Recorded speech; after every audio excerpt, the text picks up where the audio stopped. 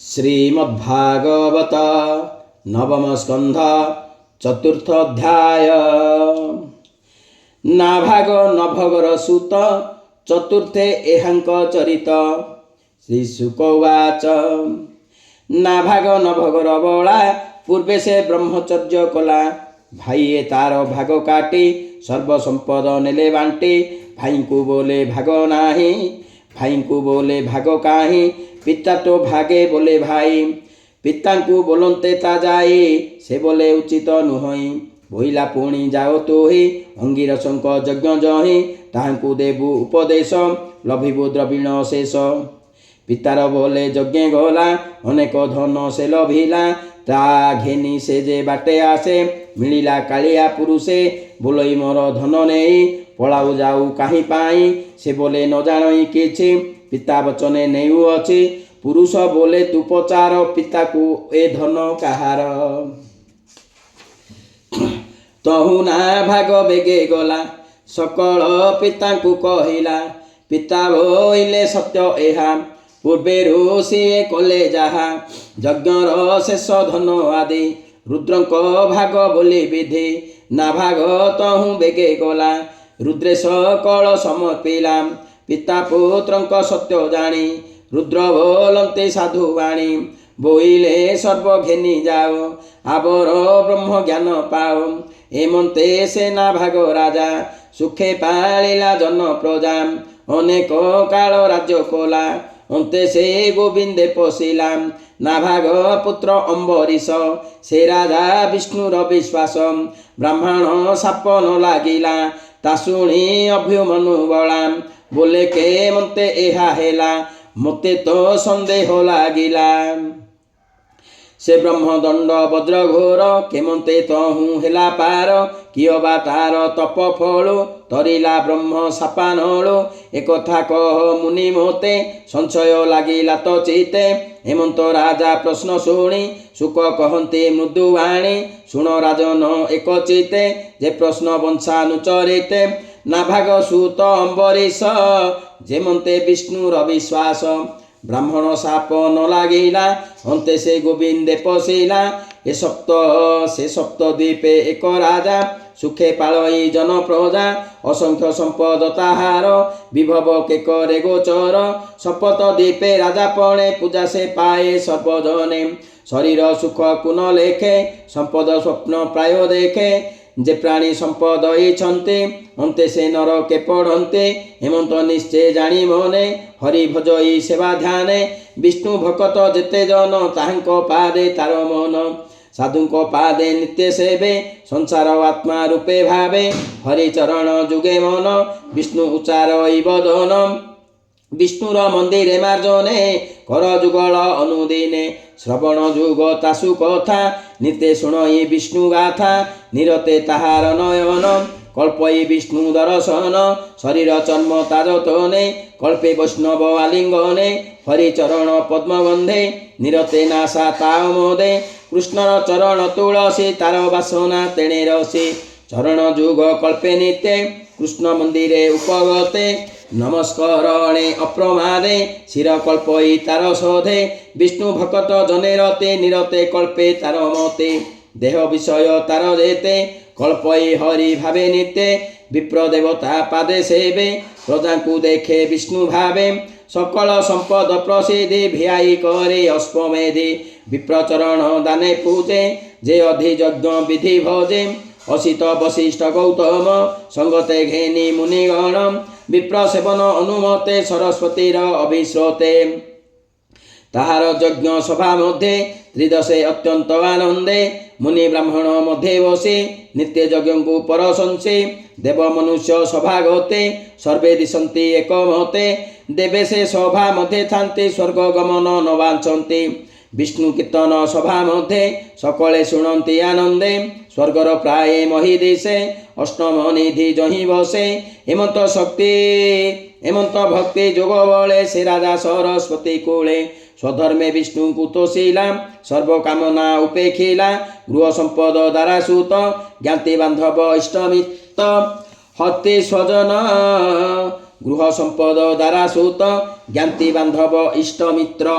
হস্তি স্বজন বাজি ধন ইচ্ছা ন করে তার মন নিরতে গোবিন্দ চরণে মন নিবেশে অনুক্ষণে তাহার শুদ্ধ চিত্ত জানি চক্রকুরাই চক্র পাଣି ବୋଇଲେ ଅମ୍ବରୀଶ ମେଳେ ତୁ ଚକ୍ର ଥିବୁ ସର୍ବକାଳେ ଏହାକୁ ରଖ ନିରନ୍ତରେ ଯେମନ୍ତେ ସର୍ବ ଦୁଃଖୁତରେ ହେମନ୍ତେ ବିଷ୍ଣୁ ଆଜ୍ଞା ପାଇ ସେ ଚକ୍ର ରକ୍ଷା କଲା ଯାଏ ସେ ରାଜା ପତ୍ନୀର ସମେତେ ଉପାସେ ଏକାଦଶୀ ବ୍ରତେ କାର୍ତ୍ତିକ ଶୁକ୍ଳ ପକ୍ଷେ ହରେ ପୂଜିଲା ଉପବାସ କରି ପ୍ରଭାତ କାଳେ ମଧୁବନେ କାଳିନ୍ଦୀ କୂଳେ ଏକାଧ୍ୟାନେ ଆନନ୍ଦେ ପତ୍ନୀର ସମେତେ ବିଷ୍ଣୁ ପୂଜିଲା ଦୃଢ଼ ଚିତେ ଦ୍ରବ୍ୟ ସମ୍ପାଦେ ଅତିରେକେ ପୂଜିଲା ମହା ଅଭିଷେକେ ଉତ୍ତମ ବସ୍ତ୍ର ଅଳଙ୍କାର ସୁଗନ୍ଧ ମାଲ୍ୟ ଉପହାର ସଙ୍ଗତେ ଘେନି ନିଜ ନାରୀ ଏକାନ୍ତ ଭାବେ ପୂଜା କରି ଉତ୍ତମ ବ୍ରାହ୍ମଣ ବସାଇ ସୁନ୍ଦର ଧେନୁ ମାନ ଦେଇ ଧେନୁକୁ କରି ଅଳଙ୍କାର ସୁବର୍ଣ୍ଣ ଶୃଙ୍ଗ ରୌପ୍ୟ ଖୁର ପୃଷ୍ଠ ପାରୁଷେ ତାମ୍ର କାଂସେ ବସ୍ତ୍ରରେ ମଣ୍ଡିଲା ହରସେ ସୁଶୀଳା ବଚ୍ଛାତ୍ ପୟୋସ୍ୱିନୀ ମଣ୍ଡିଲା ଅଳଙ୍କାର ଘେନି ବିପ୍ର ବସାଇ ବାକ୍ୟ କଲା ଷଡ଼ ଅୟୁତ ଧେନୁ ଦେଲା ସୁସ୍ୱାଦୁ ଅନ୍ନ ଷଡ଼ର ସେ ବିପ୍ରଙ୍କୁ ଭୁଞ୍ଜାଇ ହରସେ ବିପ୍ରଙ୍କ ପାଦ ଯୁଗେ ଲାଗେ ପାରଣା ଅର୍ଥେ ଆଜ୍ଞା ମାଗେ ଉଦ୍ୟମ କଲା ନରପତେ ହେମନ୍ତେ ମିଳିଲେ ଅତିଥି ଦୁର୍ବାସା ଶଙ୍କରଙ୍କ ଅଂଶେ ଯାହାକୁ ଦେଖି ଜନତ୍ରାସେ ତାହାଙ୍କୁ ଦେଖି ନୃପମଣି ଆସନ ପାଦାସନ ଆଣେ ପୂଜିଲା ଅତିଥି ସ୍ୱଭାବେ ଆନନ୍ଦେ ଅତି ଗୌରବେ ତାଙ୍କ ପାଦ ତଳେ ପଡ଼େ ରାଜା ବୋଇଲେ କର ଯୋଡ଼େ ଭବୁନି ପାରଣା ମୋହର ମୋହର ଘରେ ଭିକ୍ଷା କର ତକ୍ଷଣେ ଅମ୍ବରୀଶ ବୋଲେ ମୁନି ମଧ୍ୟାହ୍ନ କର୍ମେ ଗଲେ ଆନନ୍ଦ ମନେ ଧ୍ୟାନ କରି କାଳିନ୍ଦୀ ଜଳେ ମୋଦ ଭରେ ସେ ଜଳେ ସ୍ନାନ ସନ୍ଧ୍ୟା କଲେ ଆସନେ ବସି ନଦୀ କୂଳେ ଏବେ ହେ ଶୁଣ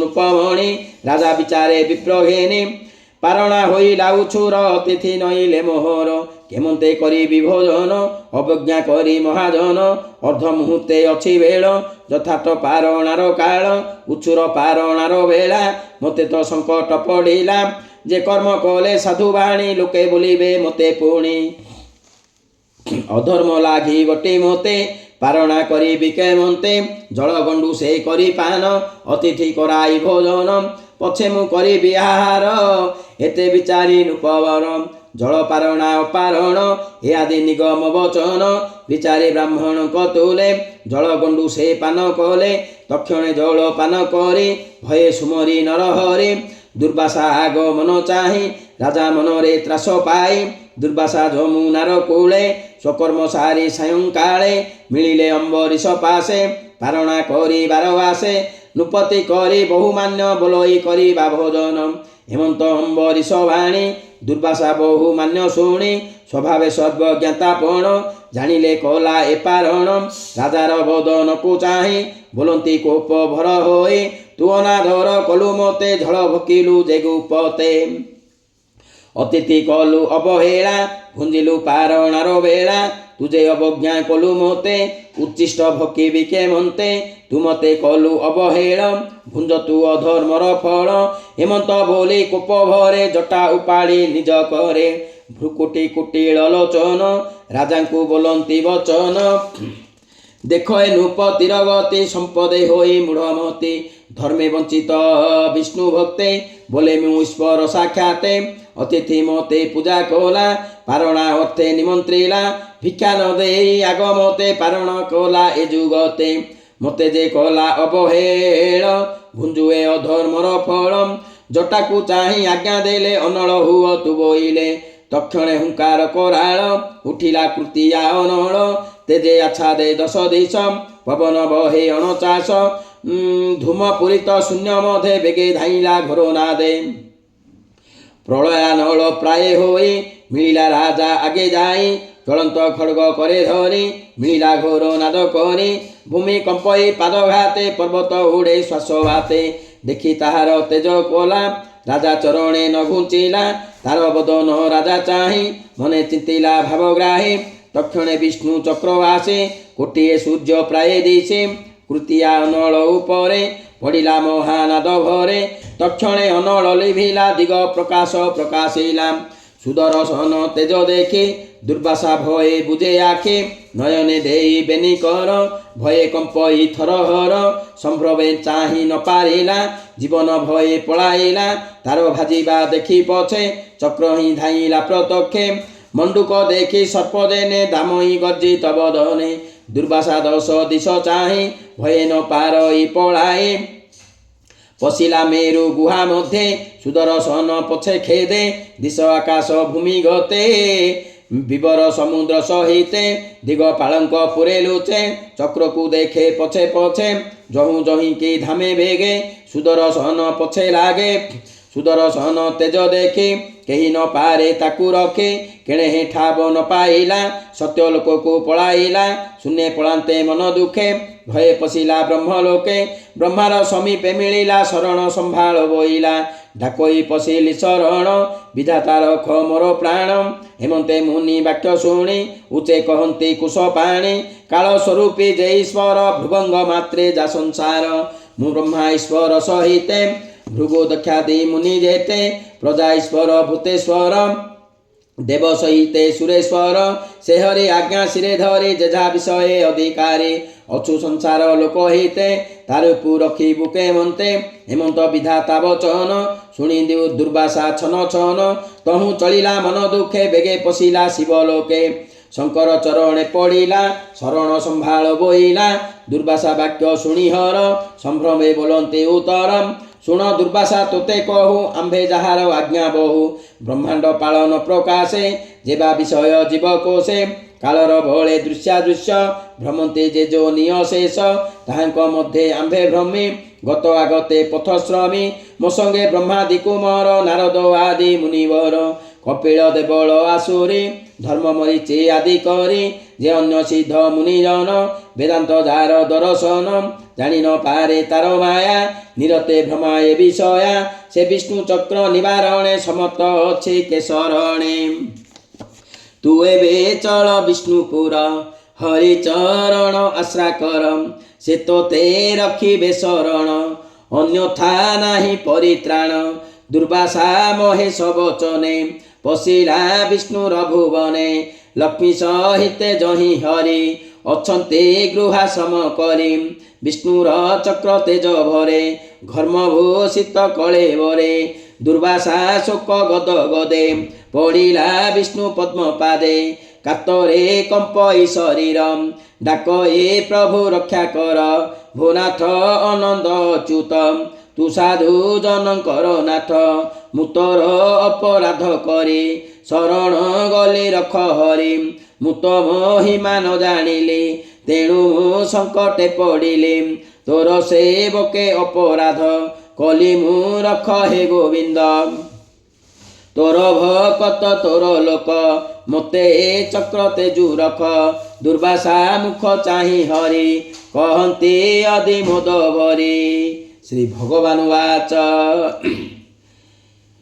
मुझे भक्त पराधीन मतहु भक्त नहे भीन भक्तर अधीन मुहोई सेवक प्राय पछे थाई साधु हृदय मु बसई तांको भक्ति भाव बहे तांको भक्ति प्रीति मते आनंद देउ थाई चेते भक्तटी मोहर शरीर तिले नाही आभ्यंतर भक्त निमंते देह बहे संसारे नाना रूप होई अत्यंत प्रिय मोर भक्त मु भक्त जनकर हित एकथा मुनिंक संगमे जानती आगम निगमे एकथा परंपरा विधि वेद पुराण मार्गे सिद्धि जे पसे मोहर शरणे संपद तुच्छ प्राय मणे दारा मंदिर सुत धन केबे हे नग कल्पेता मन जे प्राण छाड़े मोर हिते मुताकू छाड़ी बिके मते मोर विषय चित्त स्थापे मते देखई आत्मा रूपे मुताकू दिशे सर्वभूते हृदय थाए अविरते भक्ति रे मते बस करी निज पुरुषे जेन्हे नारे मोर चरण नित्य चिंते चतुर्धा मुक्ति न बाछते जन्म मरण ताप नाही स्थिति संहार आउ काहे मोर हृदय भक्त जन मुहिटी ताहांक जीवन ମତହୁ ନ ଜାଣନ୍ତି ଆନ ମୁଁ ତାଙ୍କ ପ୍ରିୟ ଇଷ୍ଟ ଧନ। ଏବେ ମୋ ଭକ୍ତ ଅପରାଧେ ସୁଦର୍ଶନ ତୋତେ ବାଧେ ଯେ ମୋର ଭକ୍ତକୁ ପୀଡ଼ନ୍ତି ମୋ ଚକ୍ର ତେଜେ ସେ ପଢ଼ନ୍ତି ବିପ୍ରେ ସେ ତପ ବିଦ୍ୟା ବଳେ ଶ୍ରେୟ କରନ୍ତି ଏ ଶୟଳେ ସେ ଯେବେ ଭକ୍ତକୁ ପୀଡ଼ନ୍ତି ଉଭୟ ଲୋକ ନ ଲଭନ୍ତି। ଏବେ ତୁ ଯାଅ ବେଗ ହୋଇ ନାଭାଗ ପୁତ୍ର ଅଛି ଜହିଁ ତାର ଶରଣେ ପଶୟ ଏବେ ମୋ ଚକ୍ରୁ ନିସ୍ତରିବୁ ଦେବେ। ବୋଲୋଇ ବିପ୍ର ଜଗନ୍ନାଥ ନବମ ସ୍କନ୍ଧେ ଭାଗବତ ଗୋବିନ୍ଦ ଆଜ୍ଞା ପରମାଣେ ଦୁର୍ବାସା ଗଲା ତତକ୍ଷଣେ ହରି ଭକ୍ତଙ୍କ ମହିମା କେ କହିପାରେ ଗୁଣ ସୀମା। ଭକ୍ତ ଚରଣ ସେବା ଫଳେ ପ୍ରସନ୍ନ ହୁଅନ୍ତି ହରି ଭଲେ ସୁଜନେ ଚିନ୍ତ ହରି ପାଦେ ତରିବ ବିଷୟ ପ୍ରମାଦେ। ଗୋବିନ୍ଦ ଗୋବିନ୍ଦ ଗୋବିନ୍ଦ ପଦୁ ଗଳୁଛି ମକରନ୍ଦ ସେ ମକରନ୍ଦ ପାନ କରି ହେଳେ ତରିଲେ ବ୍ରଜନାରୀ ସେ ବ୍ରଜନାରୀଙ୍କ ପୟରେ ମନମ ଥାଉ ନିରନ୍ତରେ ମନମ ନିରନ୍ତରେ ଥାଉ ହା କୃଷ୍ଣ ବୋଲି ଯିବ ଯାଉ ହା କୃଷ୍ଣ ବୋଲି ଯାଉ ଯିବ ମୋତେ ଉଦ୍ଧାର ବାସୁଦେବ। ଇତି ଶ୍ରୀମଦ୍ଭାଗବତେ ମହାପୁରାଣେ ପରମହଂସ ସଂହିତାୟାଂ ନବମ ସ୍କନ୍ଧେ ଅମ୍ବରୀଶ ଚରିतं ନାମ ଚତୁର୍ଥୋଧ୍ୟାୟ। जय जगन्नाथ, जय जय जगन्नाथ।